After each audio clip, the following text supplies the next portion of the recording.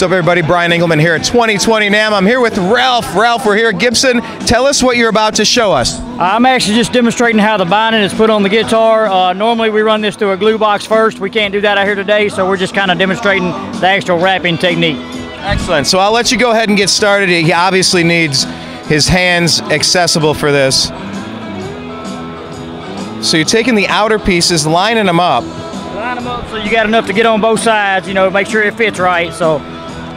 Okay, and so what material is this that you're wrapping it with? This is just a kind of like a shoestring material, just not like a little strap. That's it. All right, so it's a big shoestring, and and this is the shoe that we're gonna play later. All right, so you start at that closest point together. Yeah, this is kind of just across the middle about 5 or 6 times. Okay. Then we wrap it around the top part up here. Kind of push it in, make sure you ain't got no gaps. That's the whole key to wrapping like this, is to make sure we get all the gaps out. So. And so it's that pulling and then the tension. How do you know when you have too much tension or not enough? I don't think you can have too much. You can go as tight as you want to make sure it's on there. So. All right. I don't think you can hurt it. All right, so it's not going to hurt it. No. Now, do you feel like this job keeps you in good shape, or do you think it's a physically demanding job? How do you define it? It's definitely physically demanding. It's hard on the hands. Other than that, I don't know about the good shape, because it might eventually tear your hands up a little bit. But well, there's something fantastic about working with your hands and making products, and that's something that, you know, fans of Gibson and any great guitar for that matter, they're works of art. You know, they're not just something that will let you play a G chord. They're works of art.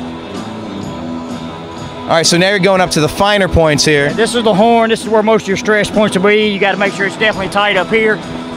We'll go over this, you know, a few more times than we would on normally everywhere else. So, but hey, now, I'm doing the best I can to like follow as he's leaning forward, leaning back. It's like we got all these gaps here. We'll make sure they're all out.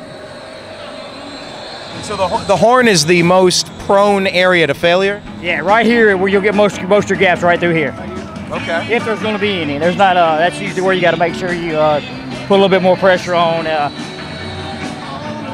As you can see, it's going in pretty good right here. So. Right. That's great. Now, what kind of materials do you typically use for this process?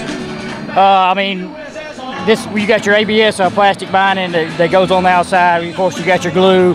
It's just kind of a basic Duco type glue, and you know, just gloves, stuff like, you know, that's about it really. There's something fascinating, something mesmerizing and hypnotizing about watching these geometric patterns and designs occur on top of a Gibson. It's pretty neat. How long have you been doing this? I actually bound for about 8 years. I don't do that anymore, but I've been with Gibson a little over 11 years. Excellent. And what are you the most happy with the company in general, being there for so long? We've had our experiences at the custom shop down in Nashville.